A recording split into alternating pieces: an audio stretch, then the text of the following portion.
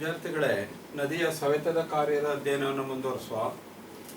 ನಾವು ಈಗಾಗಲೇ ನದಿ ಹೇಗೆ ಬೇರೆ ಬೇರೆ ಪಾತ್ರಗಳಲ್ಲಿ ಪ್ರವಹಿಸ್ತದೆ ಮತ್ತು ವಿಭಿನ್ನ ಕಾರ್ಯವನ್ನು ಹೇಗೆ ನಡೆಸ್ತದೆ ಅಂತ ನಾವು ನೋಡಿದ್ದೇವೆ.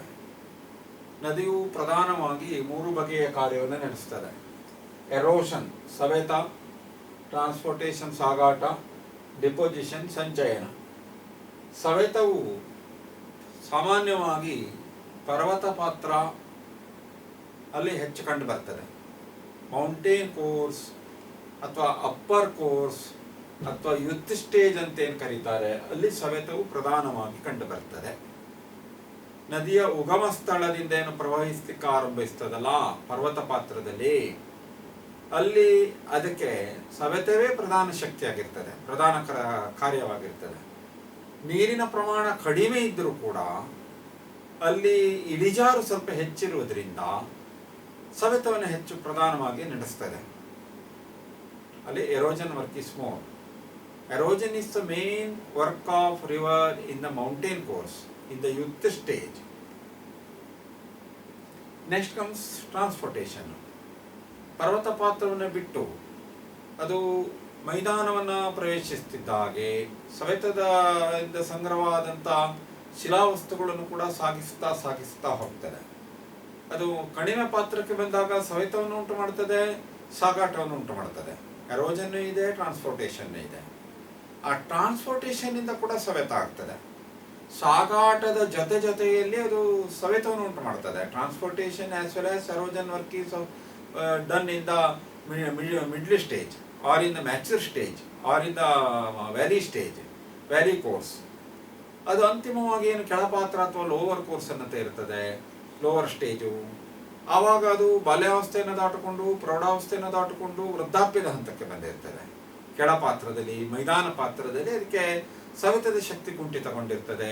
ಸವೆತದಿಂದ ಸಂಗ್ರಹ ಆದಂಥ ವಸ್ತುಗಳು ತುಂಬ ಇರ್ತವೆ. ಲೋಡ್ ಆಫ್ ದಿ ರಿವರ್, ನದಿಯ ಭಾರ, the materials collected by the river by erosion.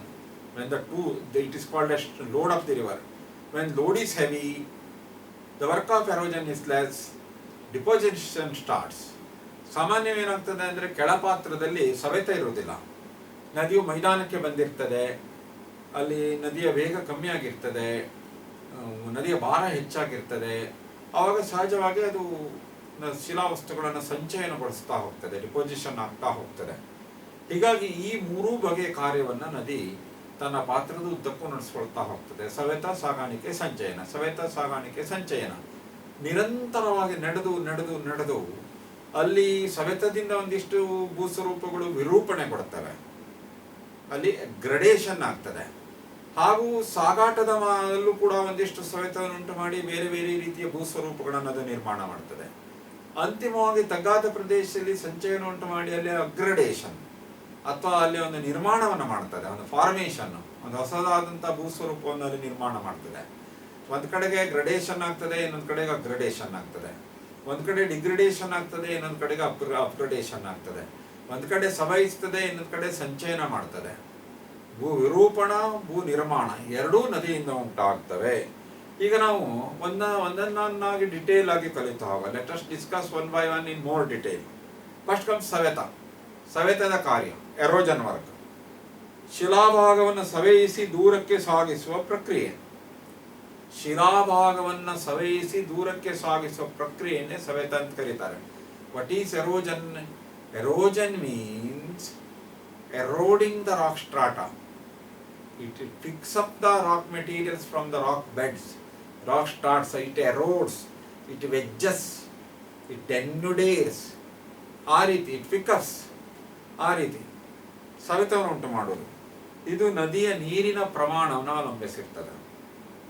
The work of erosion, the capacity of erosion depends on quantity of water. If quantity of water is more, erosion is more. ನೀರಿನ ಪ್ರಮಾಣ ಹೆಚ್ಚಿದೆಯಾ, ಸವೆತವೇ ಹೆಚ್ಚು. ನೀರಿನ ಪ್ರಮಾಣ ಯಾವುದನ್ನು ಅವಲಂಬಿಸಿಕೊಂಡಿದೆ? The amount of rainfall, the quantity of rainfall, the source of the river. ಮಳೆಯಲ್ಲಿ ಹೆಚ್ಚು ಬಿಡ್ತದೆ, ಅಲ್ಲಿ ನದಿಗೆ ನೀರು ಹೆಚ್ಚು. ಮತ್ತೆ ಅಲ್ಲಿ ಹಿಮಪೋಷಿತ ಇದೆ, ಅಲ್ಲಿ ಯಾವಾಗೂ ನೀರಿರ್ತದೆ. If the river is glaciated river, if the source of river is glacier, or it is having enough rainfall, then work of river is more, erosion work is more. ನೀರಿನ ಪ್ರಮಾಣ, ವೆಲಾಸಿಟಿ, ಸವೆತ ಅನ್ನೋದು ವೆಲಾಸಿಟಿಯನ್ನು ಅವಲಂಬಿಸಿದೆ. ವೇಗ, ವೆಲಾಸಿಟಿ ಯಾವುದನ್ನು ಅವಲಂಬಿಸಿದೆ? Velocity ಅನ್ನೋದು ಪ್ರಧಾನವಾಗಿ ಕ್ವಾಂಟಿಟಿ ಆಫ್ ವಾಟರ್, ಎಷ್ಟು ನೀರಿದೆ, ಇನ್ನೊಂದು slope of the mountain, slope of the river course, ನದಿ ಏನು ಹರಿತದಲ್ಲ ಆ ಮಾರ್ಗದ ಇಳಿಜಾರು ಕೂಡ ಪ್ರಧಾನ. ಇಳಿಜಾರು ಕಡಿದಾಗಿದ್ದರೆ, ಇಳಿಜಾರು ತೀವ್ರವಾಗಿದ್ದರೆ, ಸ್ಟೀಪ್ ಸ್ಲೋಪ್ ಇದ್ದರೆ ಸವೆತ ಹೆಚ್ಚು. If the slope of the river is high, the gradient of slope is more. If it is flowing in deep slope riverbed, work of erosion is more. ನದಿ ತೀವ್ರವಾದ ಇಳಿಜಾರನ್ನು ಹೊಂದಿದ್ರೆ ನದಿಯ ವೇಗ ಹೆಚ್ಚಾಗ್ತದೆ, ಅದು ಹೆಚ್ಚು ಹೆಚ್ಚು ಕಿತ್ತುಕೊಂಡು ಹೋಗ್ತದೆ, ನದಿಯ ಪಾತ್ರದ ಶಿಲಾವಸ್ತುಗಳನ್ನು ಹೆಚ್ಚು ಹೆಚ್ಚು ಕಿತ್ತುಕೊಂಡು ಹೋಗ್ತದೆ. ಆ ನಂತರ ಶಿಲಾ ಸ್ವರೂಪ ಉತ್ಪನ್ನ ಅವಲಂಬಿಸಿದೆ. ಶಿಲೆಯ ಸ್ವರೂಪಗಳು, ಏನು ನದಿಯ ಪಾತ್ರ, ನದಿಯ ಇಕ್ಕೆಲಗಳು ಅಥವಾ ದಡಗಳು ಅಂತ ಕರೀತಾವಲ್ಲ, ಅದು ಯಾವ ರೀತಿ ರಾಕ್ ಬೆಡ್ಸ್ ಇಂದ ಮಾಡಲ್ಪಟ್ಟಿದೆ, ಯಾವ ರೀತಿ ಶಿಲಾವಸ್ತುಗಳಿವೆ, ಕಠಿಣ ಶಿಲೆಗಳಿವೆಯೋ ಮೃದು ಶಿಲೆಗಳಿವೆಯೋ. The structure and composition of rock, the composition is main, petrology of rocks. ಆ ಶಿಲೆಗಳ ಸಂಯೋಜನೆ ಏನು, ಶಿಲೆಗಳ ಗುಣಧರ್ಮ ಏನು, ಅದು ಯಾವ ವಸ್ತುವಿಂದ ಮಾಡಲ್ಪಟ್ಟಿದೆ, ಅದರ ರಾಸಾಯನಿಕ ಸಂಯೋಜನೆ ಏನು, ಅದು ಕಠಿಣ ಶಿಲೆಯೋ ಮೃದು ಶಿಲೆಯೋ, ಅದು ನೀರಿನಿಂದ ಸುಲಭವಾಗಿ ಕತ್ತರಿಸಲ್ಪಡಬಹುದಾದಂಥ ಶಿಲೆಯೋ ಕರಗಬಹುದಾದಂಥ ಶಿಲೆಯೋ, ಶಿಲಾವಸ್ತುವಿನ ಸ್ವರೂಪ ಕೂಡ ಮುಖ್ಯವಾಗಿ ಹೋಗ್ತದೆ ಸವೆತದಲ್ಲಿ. The amount of erosion depends on the composition and structure of rock, the quality of rock. If it is hard rock, erosion is less. If the rock is more soft, erosion is more. If the chemical composition is different, work of erosion is also different. Some rocks are soluble, some are not soluble in water. ಆ ರೀತಿ ಇರ್ತದೆ ಅದು. ಆ ನಂತರ ಅದು ಸ್ವರೂಪ, ಯಾವ ರೀತಿ ಸ್ವರೂಪ ಇದೆ, ಅದು ಕಣಿವೆಯೋ ಅದನ್ನು ಕೂಡ ಅವಲಂಬಿಸಿಕೊಂಡಿರ್ತದೆ. ಅದು ಯಾವ ರೀತಿ ಪಾತ್ರದಲ್ಲಿ ಹರಿತಾ ಉಂಟು ಅದನ್ನು ಕೂಡ ಅವಲಂಬಿಸಿದೆ. ಸವೆತದ ಕಾರ್ಯವು ಎರಡು ರೀತಿಯಲ್ಲಿ ನಡೀತದೆ. Usually the work of erosion takes place in two way. Mechanical erosion, ಭೌತಿಕ ಸವೆತ, ಮೆಕ್ಯಾನಿಕಲ್ ಎರೋಜನ್. ಒಂದು ಮೆಕ್ಯಾನಿಕಲ್ ಎರೋಜನ್, ಭೌತಿಕ ಸವೆತ, ಮೆಕ್ಯಾನಿಕಲ್ ಎರೋಜನ್. ಇನ್ನೊಂದು ಕೆಮಿಕಲ್ ಎರೋಜನ್. ಭೌತಿಕ ಸವೆತ ಅಂದ್ರೆ ನದಿಯು ಶಿಲಾವಸ್ತುವನ್ನು ಸವೆಯಿಸ್ತದೆ, ಕೀಳ್ತದೆ, ತುಂಡು ಮಾಡ್ತದೆ, ನಗ್ನೀಕರಣಗೊಳಿಸ್ತದೆ. ಭೌತಿಕ ಗುಣಧರ್ಮವನ್ನಷ್ಟೇ ಬದಲಾಯಿಸ್ತದೆ, ರಾಸಾಯನಿಕ ಬದಲಾವಣೆ ಆಗುವುದಿಲ್ಲ. ಶಿಲೆಗಳನ್ನು ತುಂಡು ತುಂಡು ಮಾಡ್ತದೆ, ರಚನೆಯಲ್ಲಷ್ಟೇ ಬದಲಾವಣೆ ಬಿಟ್ಟರೆ ಸಂಯೋಜನೆಯಲ್ಲಿ ಬದಲಾವಣೆ ಇಲ್ಲ.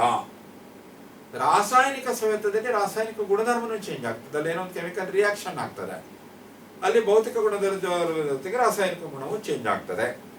ಮೆಕ್ಯಾನಿಕಲ್ ಎರೋಜನ್ ನಲ್ಲಿ ನೀರಿನ ಒತ್ತಡದ ಕ್ರಿಯೆಯನ್ನು ನೋಡುತ್ತೇವೆ. We are observing that in mechanical erosion the work of river takes place by hydraulic pressure, water pressure, hydraulic pressure.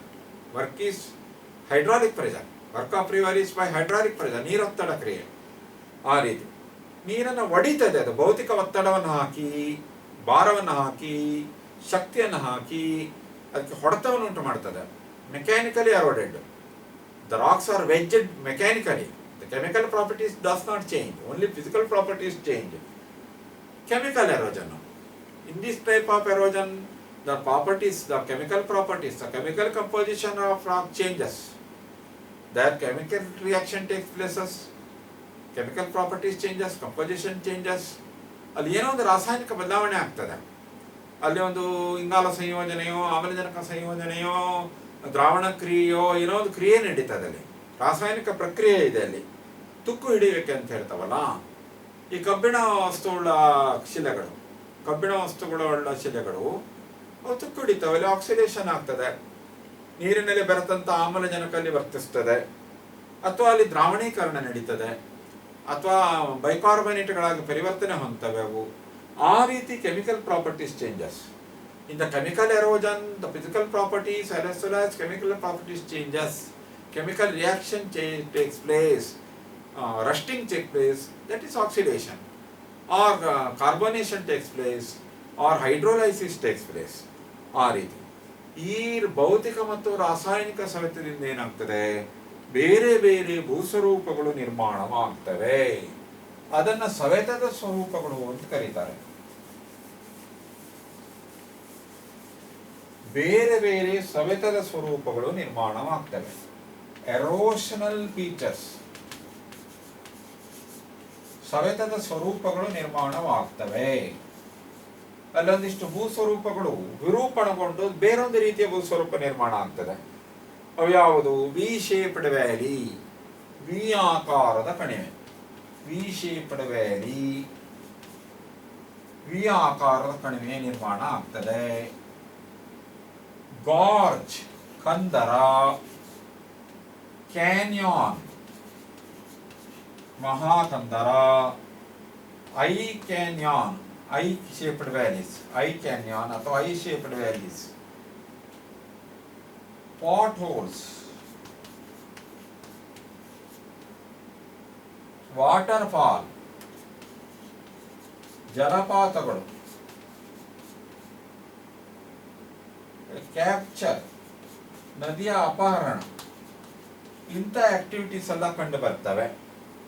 ಎರೋಷನಲ್ features ಏನು? ಸವೆತದಿಂದ ಒಂದಿಷ್ಟು ಕ್ರಿಯೆಗಳು ನಡೆದು ಅಲ್ಲಿ ಒಂದು ಭೂ ವಿರೂಪಣೆ ನಡೆದು ಹೊಸದೊಂದು ರೀತಿಯ ಭೂಸ್ವರೂಪ ನಿರ್ಮಾಣ ಆಗ್ತದೆ. ವಿ ಶೇಪ್ಡ್ ವ್ಯಾಲಿ, ವಿ ಆಕಾರದ ಕಣಿವೆ. ಗಾರ್ಜ್ ಕಂದರಗಳು, ಕ್ಯಾನ್ಯಾನ್ ಮಹಾಕಂದರಗಳು, ಐ ಶೇಪ್ಡ್ ಕ್ಯಾನ್ಯಾನ್ಗಳು, ಪಾಟ್ಹೋಲ್ಗಳು ಕುಂಭಕುಳಿಗಳು, ವಾಟರ್ ಫಾಲ್ ಜಲಪಾತ, ರಿವರ್ ಕ್ಯಾಪ್ಚರ್ ನದಿಯ ಅಪಹರಣ. ಇವೆಲ್ಲ ನದಿಯ ಸವೆತದ ಸ್ವರೂಪಗಳು. Various types of erosional features are formed by erosion. V shaped valley, gorges, canyon, potholes, water falls are formed by erosion, work of erosion. ಪ್ರಧಾನವಾಗಿ ಬರುವುದು ವಿ ಶೇಪ್ಡ್ ವ್ಯಾಲಿ, ವಿ ಆಕಾರದ ಕಣಿವೆ. ಇಂಗ್ಲಿಷ್ ಅಲ್ಫಾಬೆಟ್ ವಿ ಇದೆಯಲ್ಲ, ಆ ಆಕಾರದ ಕಣಿವೆ, V ಆಕಾರದ ಕಣಿವೆ ನಿರ್ಮಾಣ. ನದಿಯ ಪಾತ್ರದಲ್ಲಿ ವಿ ಆಕಾರದ ಕಣಿವೆ ನಿರ್ಮಾಣ ಆಗ್ತದೆ, V shaped valleys.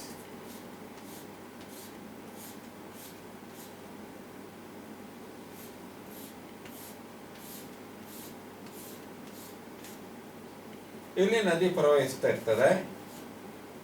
V shaped ವ್ಯಾಲಿಗಳು ಪರ್ವತ ಪ್ರದೇಶದಲ್ಲಿ ಕಂಡು ಬರ್ತವೆ. ನದಿಯನ್ನು ಅಪ್ಪರ್ ಸ್ಟೇಜ್ ಅಲ್ಲಿ ಹರಿತದೆ. ಅಪ್ಪರ್ ಕೋರ್ಸ್ ಅಲ್ಲಿ, ಯುದ್ಧ ಸ್ಟೇಜ್ ಅಲ್ಲಿ ನದಿಯ ನೀರಿನ ಪ್ರಮಾಣ ಕಡಿಮೆ ಇರ್ತದೆ. ಅಲ್ಲಿ ಅನೇಕ ನದಿಗಳಿಗೆ ಉಪನದಿಗಳೆಲ್ಲ ಬಂದು ಸೇರಿರುವುದಿಲ್ಲ. ನೀರಿನ ಪ್ರಮಾಣ ಕಮ್ಮಿ ಇರ್ತದೆ, ವೇಗ ಹೆಚ್ಚಿರ್ತದೆ. ಅದು ಪರ್ವತ ಪಾತ್ರ ಆದ್ದರಿಂದ ನದಿಯ ಇಳಿಜಾರು ಹೆಚ್ಚು. Slope of the river is more, slope of the river course is high, so work of erosion is more, speed is more, erosion speed is more. ಆ ರೀತಿ ನದಿಯ ನೀರು ಕಡಿದಾದ ಇಳಿಜಾರನ್ನು ಅನುಸರಿಸಿ ಹರಿಯುತ್ತದೆ. Steep slope, river course is having steep slope, velocity is high, ಗರಿಷ್ಠ ಪ್ರಮಾಣದ ಊರ್ಧ್ವಮುಖ ಸವೆತ. ನದಿ ಹೀಗೆ ತಳವನ್ನು ಕೊರಿತಾ ಹೋಗ್ತದೆ. ಊರ್ಧ್ವಮುಖ ಅಂದರೆ ಹೀಗೆ ಲಂಬವಾಗಿ ಕೊರಿತಾ ಹೋಗೋದು, ಹೀಗೆ ಕೊರ್ತಾ ಹೋಗೋದು. ಈ ಕೊರ್ತ ಕಡಿಮೆ. Lateral cutting is less, side cutting is less. Deepening of the river valleys, deepening of the river valleys ಆಗ್ತಾ ಹೋಗ್ತದೆ. ನೀರಿನ ಆಳ, ನೀರೇನ್ ಮಾಡ್ತದೆ, ಆಳವನ್ನು ಕೊರಿತಾ ಹೋಗ್ತದೆ, ತಳವನ್ನು ಕೊರಿತಾ ಹೋಗ್ತದೆ. ವರ್ಟಿಕಲ್ ಕಟಿಂಗು, ಲಂಬ ಕೊರೆತ, ಊರ್ಧ್ವಮುಖ ಕೊರೆತ. ಆ ರೀತಿ ಏನಾಗ್ತಾ ಹೋಗ್ತದೆ, ಅದು ತಳವನ್ನು ಕೊರಿತಾ ಕೊರಿತಾ ಕೊರಿತಾ ಆಳವಾದ ಕಣಿವೆಯನ್ನು ಉಂಟು ಮಾಡ್ತದೆ.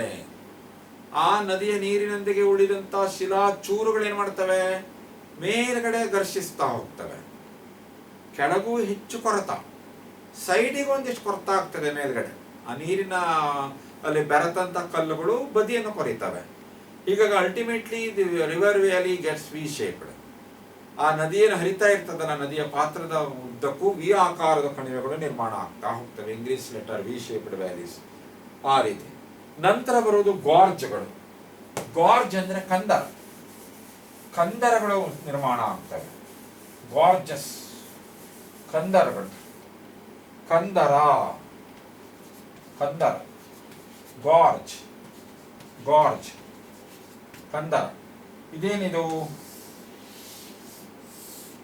ಕಂದರಗಳು ನಿರ್ಮಾಣವಾಗ್ತವೆ.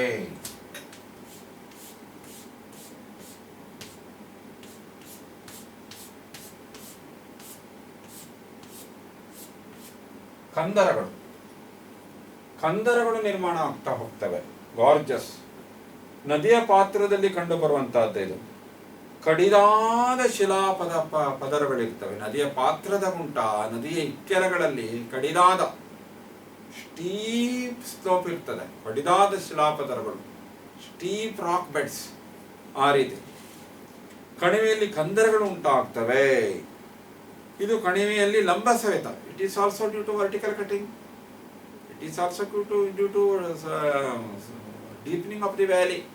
ಆ ರೀತಿ ನಿರ್ಮಾಣವಾಗಿ ಲಂಬ ಸವೆತದಿಂದ ಉಂಟಾಗ್ತವೆ, ವರ್ಟಿಕಲ್ ಕಟಿಂಗು. ನರ್ಮದಾ ನದಿಗೆ ಇದೆ ಇಂಥ ಕಂದರಗಳು, ಗಂಗಾ ನದಿಗೆ ಇಂಥ ಕಂದರಗಳಿವೆ. ಆ ರೀತಿ ಏನಾಗ್ತದೆ, ಹೀಗೆ ಇದು ವಿ ಶೇಪ್ ಇರುವುದಿಲ್ಲ, ಹೀಗೆ ಈ ಸ್ಟ್ರೇಟ್ ಗೋಡೆಯಂತೆ ಕಡಿದಾದ ಮೈಯುಳ್ಳ ಕಂದರಗಳಲ್ಲಿ ನಿರ್ಮಾಣ ಆಗ್ತಾ ಹೋಗ್ತವೆ. ಕೆಲವೊಮ್ಮೆ I shaped valley, English letter I shaped ವ್ಯಾಲಿಗಳು ನಿರ್ಮಾಣ ಆಗ್ತವೆ. I shaped valley, I shaped ವ್ಯಾಲಿಗಳು ನಿರ್ಮಾಣ ಆಗ್ತವೆ. I shaped valleys, I shaped ವ್ಯಾಲಿಗಳು ನಿರ್ಮಾಣ ಆಗ್ತಾ ಹೋಗ್ತವೆ. ಐಯಾಕಾರದ ಕಣಿವೆಗಳು. ನದಿಯು ತನ್ನ ಪಾತ್ರದಲ್ಲಿ ಅತಿ ಕಡಿದಾದ ಆಳವಾದ ಕಣಿವೆಯನ್ನು ನಿರ್ಮಿಸಿದ್ದು ನೋಡಲು ಇಂಗ್ಲಿಶಿನ ಅಕ್ಷರ ಐ ಅನ್ನು ಹೋಲುತ್ತದೆ. ಈ ಕಣಿವೆಯನ್ನು ಐಯಾಕಾರದ ಕಣಿವೆ ಅಂತ ಕರೀತಾರೆ.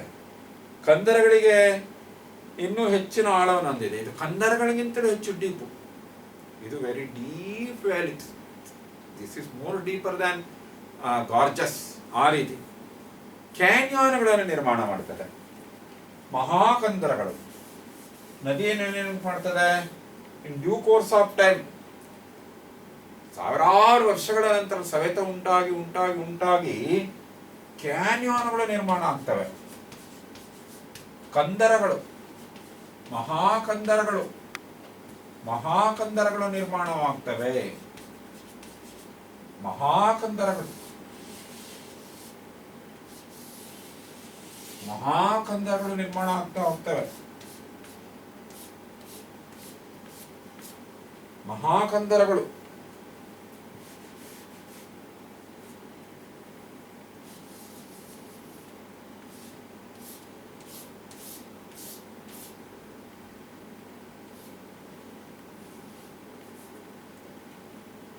ಅತಿ ಆಳವಾದ ಅಗಲವಾದ ಕಂದರಗಳು, ಮಹಾಕಂದರಗಳು. ಯೂಶಲಿ ಶುಷ್ಕ ಮತ್ತು ಅರೆ ಶುಷ್ಕ ಪ್ರದೇಶದಲ್ಲಿ ಕಂಡು ಬರ್ತವೆ. ಅವು ಏನು arid and semi arid region ಅಲ್ಲಿ ಅಗಲವೂ ಆಳವೂ ಆದ ಕಂದರಗಳು, ಕಡಿದಾದ ಲಂಬಮೈ. ಆ ಕಣಿವೆ ಎರಡೂ ಬದಿಗಳು ಗೋಡೆಯಂತೆ ಕಡಿದಾಗಿರ್ತವೆ. Ball shaped sides of the valley. The sides of the valley, the banks of the river are like wall shaped. They are steep, so steep like that walls.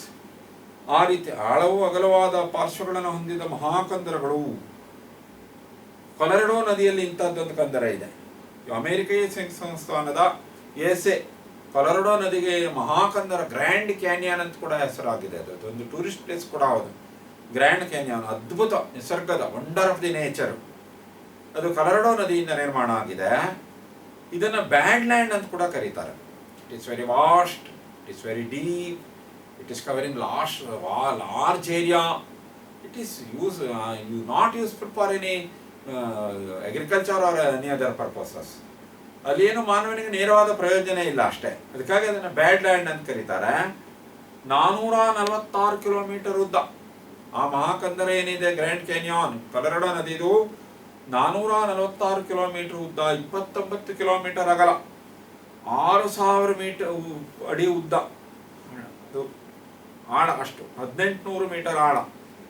The Grand Canyon, length of Grand Canyon is 446 kilometer length, 29 kilometer width, and the depth is 1800 meter or 6000 feet. 1800 metre ಅಥವಾ 6000 ಅಡಿ ಆಳ. 2 billion ವರ್ಷಗಳ ಹಿಂದಿನ ಭೂ ಇತಿಹಾಸ.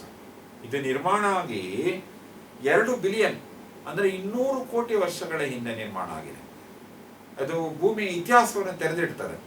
200 ಕೋಟಿ ವರ್ಷದ ಹಿಂದೆ ಭೂಮಿಯ ಒಳಭಾಗ ಹೇಗಿತ್ತು ಅನ್ನೋದಕ್ಕೆ ಅದೊಂದು ಸೆಕ್ಷನ್ ಅನ್ನು ತೋರಿಸ್ತದೆ. ಅದು ಆ ರೀತಿ ಅದು ನದಿ ಸವೆತದಿಂದ ಉಂಟಾದದ್ದು. ಶಿಲಾಪದರಗಳು ಸವೆದು ಆ ಒಂದು ಮಹಾಕಂದರ ಅನ್ನೋದು ನಿರ್ಮಾಣ ಆಗಿದೆ. ಗ್ರ್ಯಾಂಡ್ ಕ್ಯಾನಿಯನ್ ಅಮೆರಿಕದಲ್ಲಿ ಅದೊಂದು ಟೂರಿಸ್ಟ್ ಪ್ಲೇಸ್ ಆಗಿ ಕೂಡ ಕರೆಸಿಕೊಳ್ತದೆ. ಅಷ್ಟೊಂದು ದೊಡ್ಡ ಕಂದರ, ಜಗತ್ತಿನ ಒಂದು ಅದ್ಭುತ ವಿಸ್ಮಯಗಳಲ್ಲಿ ಕೂಡ ಅದು ಒಂದು.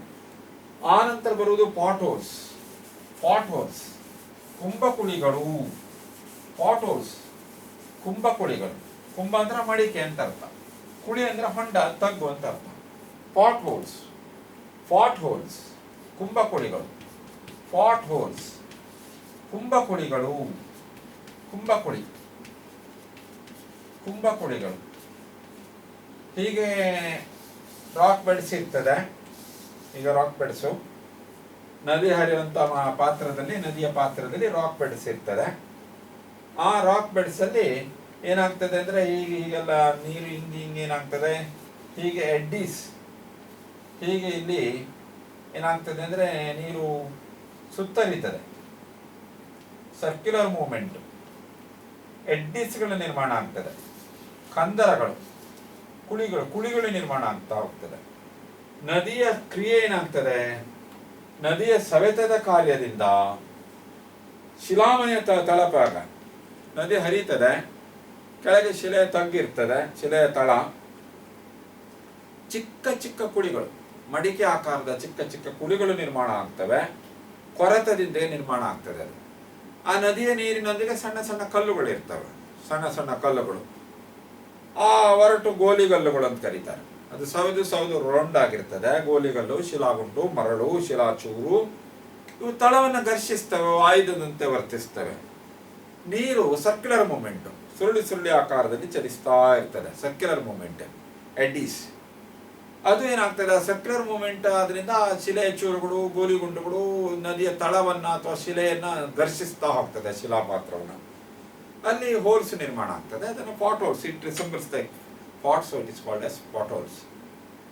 The circular movement of water during the river course, during the flow of river in the valley course, in the mountain course, the eddies are formed, and rock particles, rock pieces, rock pebbles, they circulate in water, they move in eddies, they do the work of friction along the rock beds, and they etches or they digs the rock beds, and holes are formed. The holes resemble pots, so it is called as potholes. ಕುಂಭಕುಳಿಗಳು ಅಂತ ಕರೀತಾರೆ. ಮಡಿಕೆ ಆಕಾರದಲ್ಲಿ ಇರೋದ್ರಿಂದ ಅವುಗಳನ್ನು ಕುಂಭಕುಳಿಗಳು ಅಂತ ಕರೀತಾರೆ. ಕುಂಭ ಅಂದ್ರೆ ಮಡಿಕೆ ಅನ್ನುವಂತ ಅರ್ಥ ಇದೆ. ಪಾಟ್ಹೋಲ್ಸ್, ಸುರುಳಿ ಈ ನದಿ ನೀರಲ್ಲಿ ಸುರುಳಿ ಚಲನೆಯಿಂದ ಸರ್ಕ್ಯುಲರ್ ಮೂವ್ಮೆಂಟ್ ಇಂದ ಆಗಾಗ್ತದೆ. ನೆಕ್ಸ್ಟ್ ಕಮ್ಸ್ ವಾಟರ್ಫಾಲ್, ಜಲಪಾತ. ಹೀಗೆ ರಾಕ್ ಬೆಡ್ಸ್ ಇರ್ತದೆ. ಹೀಗೆ rock beds hard and soft rock bed ಇರುವಲ್ಲಿ ಕಂಡು ಬರ್ತದೆ. Hard and soft rock bed ಇದ್ದಲ್ಲಿ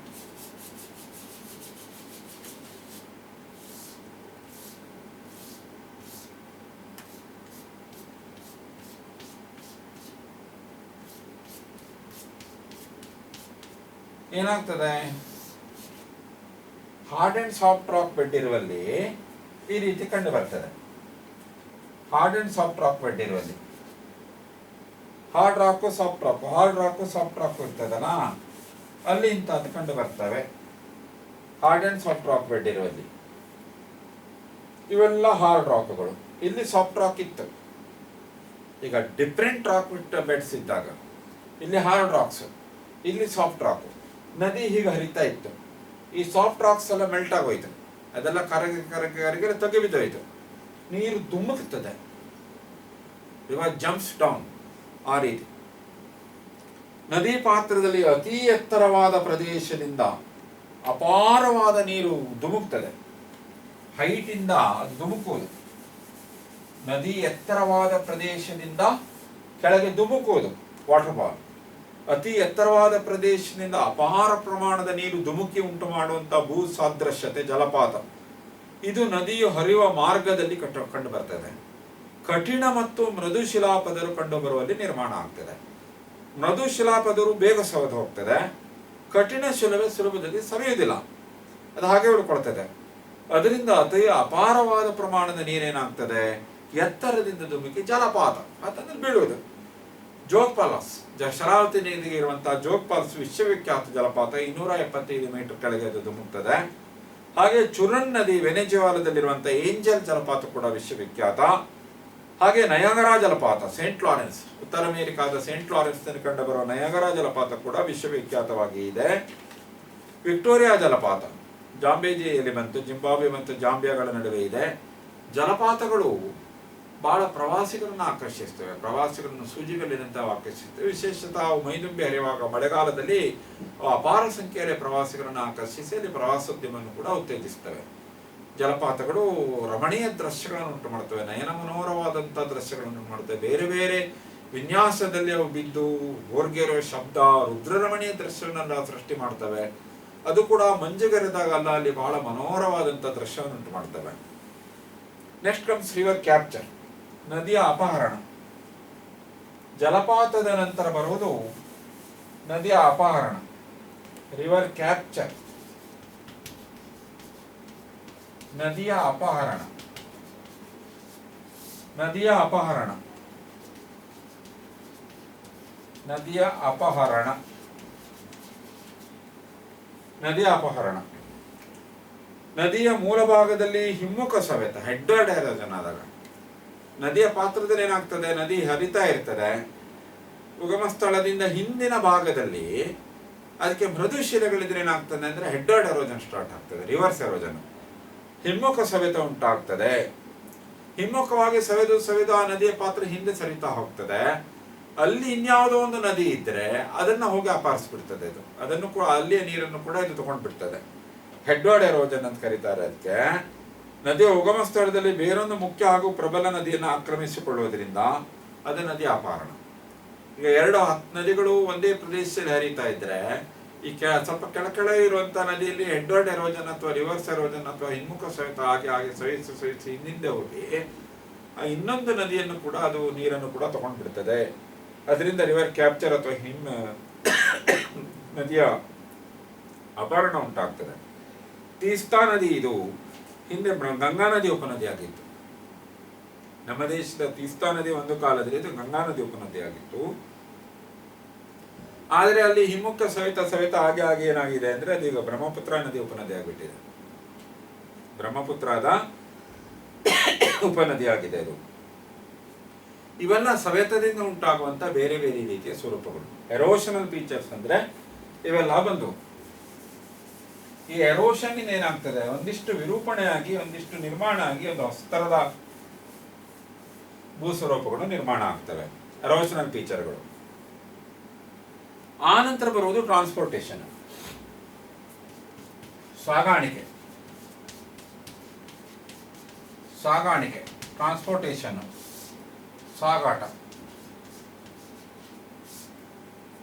ಸಾಗಾಟ ಇದೇನಾಗ್ತದೆ, ತಾನು ಕೊರೆದ ಶಿಲಾವಸ್ತುಗಳನ್ನು ಸಾಗಿಸ್ತಾ ಹೋಗ್ತದೆ.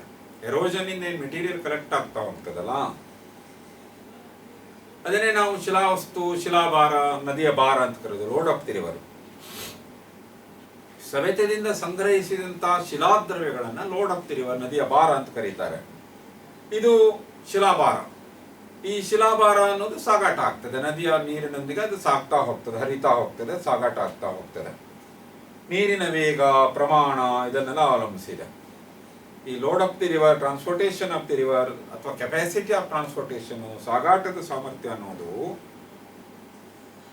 ಶಿಲಾವಸ್ತುಗಳನ್ನ ಅಥವಾ ಶಿಲಾಭಾರವನ್ನು ಸಾಗಿಸುವಂತಹ ಸಾಮರ್ಥ್ಯ ಅನ್ನೋದು ನೀರಿನ ವೇಗ, velocity of the water, quantity of the water, slope of the water ಮತ್ತು ಕಣಿವೆಯ ತಳಭಾಗದ ರಚನೆ ಇವೆಲ್ಲವನ್ನ ಅವಲಂಬಿಸಿಕೊಂಡಿವೆ. ಸಾಗಾಟದಿಂದನೂ ಕೂಡ ಅಲ್ಪ ಪ್ರಮಾಣ ಸಂಚಯ, ಸಾಗಾಟದ ಜೊತೆಯಲ್ಲಿ ಅಲ್ಲಿ ಸವೆತವನ್ನು ಉಂಟು ಮಾಡ್ತಾ ಹೋಗ್ತದೆ. ಅದು ಶಿಲಾವಸ್ತುಗಳನ್ನು ಸಾಗಿಸ್ತಾ ಆ ನೀರಿನಲ್ಲಿ ಸಾಗುವಂತ ಕಲ್ಲುಗಳು ತಳವನ್ನು ಘರ್ಷಿಸ್ತವೆ, ಬದಿಯನ್ನು ಉಜ್ಜುತ್ತಾ ಹೋಗ್ತವೆ, ಒಂದಕ್ಕೊಂದು ತಿಕ್ಕಾಡ್ತವೆ. ವಸ್ತುಗಳೇನಾಗ್ತವೆ, ಈ ಕಲ್ಲುಗಳು ಎಡ್ಜೆಡ್ ರಾಕ್ಸ್, ಚೂಪಾದಂತ ಮೈಯುಳ್ಳ ಶಿಲೆಗಳು ಒಂದಕ್ಕೊಂದು ಉಜ್ಜಾಡಿ ಘರ್ಷಣೆಯಾಗಿ ತಿಕ್ಕಾಡಿ ಕ್ರಮೇಣ ಅದು ರೌಂಡ್ ಗೋಲಿಗುಂಡುಗಳ ಶೇಪಕ್ಕೆ ಬರ್ತದೆ. ಶಿಲಾ ಬೆಡ್ಡಿಂದ ಕಿತ್ಕೊಂಡಂತ ರಾಕ್ಸ್ಗಳು ಎಜ್ಜಿಡ್ ಇರ್ತದೆ, ಅದು ಚೂಪಾಗಿ ಇರ್ತದೆ. ಒಂದಕ್ಕೊಂದು ಎಟ್ರೀಷನ್ ಘರ್ಷಣೆ ಹೊಂದ್ತವೆ. ಉಜ್ಜಾಡಿ ಉಜ್ಜಾಡಿ ಉಜ್ಜಾಡಿ ತಾಕಲಾಡಿ ತಾಕಲಾಡಿ ಕ್ರಮೇಣ ರೌಂಡ್ ಶೇಪಿಗೆ ಬರ್ತವೆ. ಆ ರೀತಿ ಹಾಗೆ ಕೊರೇಡ್ ಮಾಡ್ತವೆ, ಬದಿಯನ್ನ ತಳವನ್ನೆಲ್ಲ ಕೊರೀತಾ ಹೋಗ್ತವೆ. ಸಾಗಾಟದ ಜೊತೆಯಲ್ಲಿ ಸವೆತ ಕೂಡ ಉಂಟಾಗ್ತಾ ಹೋಗ್ತದೆ. ಸವಟ ಕೆಲವೊಮ್ಮೆ ಶಿಲಾ ವಸ್ತುಗಳನ್ನ ಅದೇನ್ ಮಾಡ್ತದೆ ಅಂದ್ರೆ ಉರುಳಿಸ್ಕೊಂಡು ಹೋಗ್ತದೆ. ಶಿಲಾ ವಸ್ತುಗಳು ಭಾರವಾಗಿದ್ರೆ ತನ್ನ ಪಾತ್ರದ ಅವುಗಳನ್ನ ಉರುಳಿಸ್ತಾ ಹೋಗ್ತದೆ. ಅದಕ್ಕೆ ಮೇಲ್ಗಡೆ ಸಾಗಿಸುವಷ್ಟು ಶಕ್ತಿ ಇರುವುದಿಲ್ಲ, ಉರುಳಿಸ್ಕೊಳ್ತಾ ಹೋಗ್ತದೆ ಅಲಾಂಗ್ ದಿ ಬ್ರೆಡ್. ಕೆಲವೊಮ್ಮೆ ಕರಗಿಸಿಕೊಂಡು ಹೋಗ್ತದೆ. ಜಿಪ್ಸಮು, ಕಲ್ಲುಪ್ಪು ಇಂಥ ಲವಣ ಪದಾರ್ಥಗಳಿಂದ ಅದರ ಕೆಮಿಕಲ್ ಆಕ್ಷನ್ ಆಗಿ ದ್ರಾವಣ ರೂಪದಲ್ಲಿ ತಗೊಂಡು ಹೋಗ್ತದೆ. ಹಗುರವಾದ ಶಿಲಾವಸ್ತುಗಳಿದ್ರೆ ತೇಲಿಸಿಕೊಂಡು ಹೋಗ್ತದೆ. Load in suspension, load in traction, along the bed ಅಂತೇಳಿ ಅದನ್ನು ವರ್ಗೀಕರಿಸ್ತಾರೆ. ಈ ಸಾಗಾಟದಿಂದಲೂ ಒಂದಿಷ್ಟು ಸ್ವರೂಪಗಳು ನಿರ್ಮಾಣ ಆಗ್ತವೆ. ಅದನ್ನು ಮುಂದಿನ ತರಗತಿಯಲ್ಲಿ ನೋಡುವ. Thank you.